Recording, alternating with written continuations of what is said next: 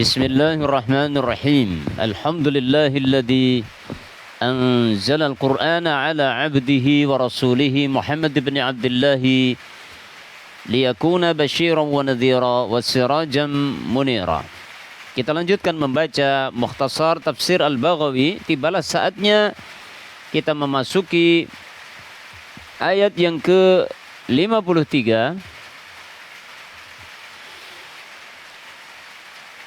di dalam surat Al-Baqarah. Kita baca terlebih dulu ayatnya beserta terjemahannya dan baru nanti kita baca tafsirnya. Wa idh atayna Musal kitaba wal furqana la'allakum tahtadun. Wa idh atayna, dan ingatlah ketika kami memberikan Musa kepada Nabi Musa Al-Kitab, kitab Taurat, wal Furqana, dan Al-Furqan, la'allakum tahtadun, agar kalian mendapatkan petunjuk. Di dalam ayat yang ke-53 ini Allah kembali mengingatkan orang-orang Bani Israel akan adanya kenikmatan yang besar yang Allah berikan kepada mereka, yaitu berupa diturunkannya kitab Taurat. Ya.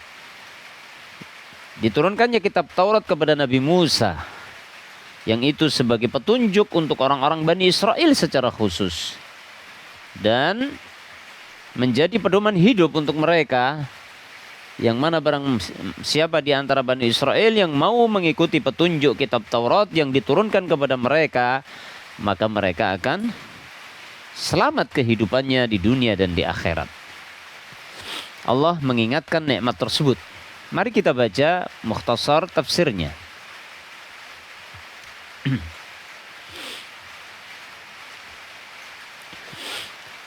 Wa idh atayna Musal kitaba, dan ingatlah ketika kami telah memberikan kepada Musa Al-Kitab, yakni At-Taurata. Al-Kitab di situ maksudnya kitab Taurat. Wal Furqan, dan Al-Furqan. Qala Mujahid, Imam Mujahid berkata, huwa Tauratu aidan dzakarha bismaini. Al-Furqan itu juga Taurat maksudnya. Dzakaraha bismaini. Allah menyebutkannya dua kali. Menyebutkannya dengan dua nama. Jadi Taurat itu disebut dengan dua nama, yaitu At-Taurah dan Al-Furqan. Qala Al-Kisai, Al-Imam Al-Kisai berkata, Al-Furqanu na'tul kitabi. Al-Furqan dalam ayat itu maksudnya adalah sifatnya Al-Kitab. Wal wawu zaidatun, dan huruf wawunya adalah waw tambahan. Jadi wa idh atayna Musal kitaba wal furqana, menurut Imam Kisai ini waw dalam Al-Furqan adalah waw zaidah, sehingga Al-Furqan menjadi naatnya Al-Kitab, menjadi sifatnya, sehingga terjemahannya wa idh atayna, dan ingatlah ketika kami memberikan kepada Musa Al-Kitab Al-Furqan, yang menjadi membeda antara yang benar dengan yang batil, yakni Al-Kitab Al-Furqana. Maksudnya adalah kitab yang menjadi Al-Furqan, pembeda. Apa maksudnya menjadi pembeda? Ay al-mufarriqu bainal halali wal haram, yaitu sebuah kitab yang membedakan antara yang halal dan yang haram, memberi penjelasan ini halal, ini haram, itu halal, ini haram, begitu.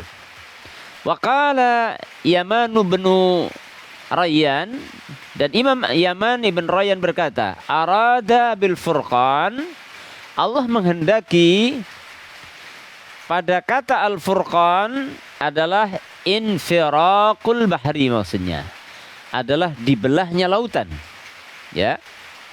Jadi Al-Furqan itu maksudnya adalah terbelahnya lautan itu. Sehingga kalau berdasarkan penafsiran Al-Imam Yaman bin Rayyan, maka Alkitab ini sendiri, Al-Furqan sendiri. Ya, beda menurut Imam Kisai tadi. Atau menurut Imam Mujahid tadi, kalau menurut Imam Mujahid, Al-Furqan nama lain dari Taurat. Kalau menurut Imam Al-Kisai, Al-Furqan adalah na'at, sifat, yaitu Al-Kitaba Al-Furqan, yaitu kitab yang menjadi pembeda antara halal dan haram dan sebagainya. Adapun menurut Al-Imam Yaman Ibn Rayyan, maka Al-Kitabah ini sendiri, yaitu kitab Taurat, Al-Furqan, maksudnya adalah terbelahnya lautan. Berarti di sini kalau menurut Imam Yaman Ibn Rayyan, Allah mengingatkan adanya dua nikmat yang Allah berikan, dua nikmat besar yang Allah berikan kepada orang-orang Bani Israel. Satu, diturunkannya kitab Taurat. Yang kedua adalah mereka dikasih nikmat, diselamatkannya mereka dari kejaran Fir'aun dan bala tentaranya yang ingin membunuh mereka dengan dibelahkan lautan. Dibelahkan lautan menjadi jalan agar mereka bisa lewat di laut itu, menyeberang ke pulau seberang. Kemudian setelah itu Fir'aun dan tentaranya ikut mengejar masuk di tengah laut, kemudian ditenggelamkan. Ya, ini nikmat yang kedua, ya. Jadi menurut penafsiran Yaman Ibn Rayyan, Allah di dalam ayat ini mengingatkan adanya dua nikmat kepada Bani Israel, yaitu turunnya kitab Taurat dan diselamatkannya mereka bisa menyeberang laut dengan dibelahnya lautan menjadi jalan sehingga mereka selamat bisa melewati laut tersebut sampai ke pulau seberang dan selamat dari pengejaran Fir'aun dan tentaranya. Kamakal, sebagaimana Allah berfirman, wa idh faraqna bikumul bahra fa'anjainakum. Dan ingatlah ketika kami telah membelah untuk kalian lautan sehingga kami menyelamatkan kalian. Nah, ini. Itu la'allakum tahtadun bit-Taurah, agar kalian mendapatkan petunjuk dengan kitab Taurat tersebut. Inilah bagaimana Allah Subhanahu wa taala mengingatkan adanya nikmat-nikmat yang besar yang diberikan kepada orang-orang Bani Israel agar mereka bersyukur kepada Allah. Ya, berbagi kenikmatan sebelumnya. Jangan sampai orang-orang Bani Israel itu mengingkari, kufur terhadap nikmat-nikmat yang besar tersebut. Dan faktanya yang ada adalah kebanyakan orang Bani Israel, terkhusus adalah bangsa Yahudi, orang-orang Yahudi sampai sekarang, banyak yang mereka lupa, kufur terhadap nikmat-nikmat yang Allah berikan di masa lalu kepada nenek moyang mereka, yaitu kenikmatan-kenikmatan yang banyak, yang besar, sehingga dengan sebab itu orang-orang Bani Israel banyak dilaknat Allah karena kufur dengan nikmat. Kufur, maka Allah Subhanahu wa taala menghukum orang-orang yang kufur nikmat itu dengan apa? Dengan azab. Dan azab yang sangat menakutkan yang ditimpakan kepada orang Bani Israel atau orang Yahudi ketika mereka kufur kepada nikmat Allah adalah apa? Mereka disesatkan oleh Allah dari petunjuk. Ya.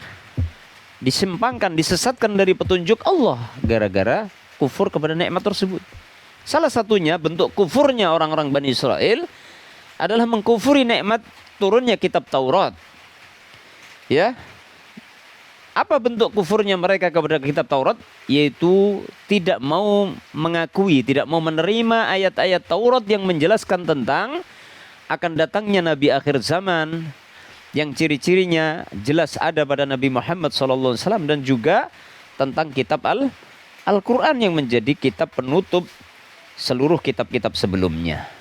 Maka akhirnya Allah pun cabut hidayah dari hati-hati orang Bani Israel, terkhusus orang-orang Yahudi, sehingga kita lihat sangat sedikit dari kalangan orang-orang Yahudi dari masa ke masa yang mereka mendapatkan petunjuk dari Allah.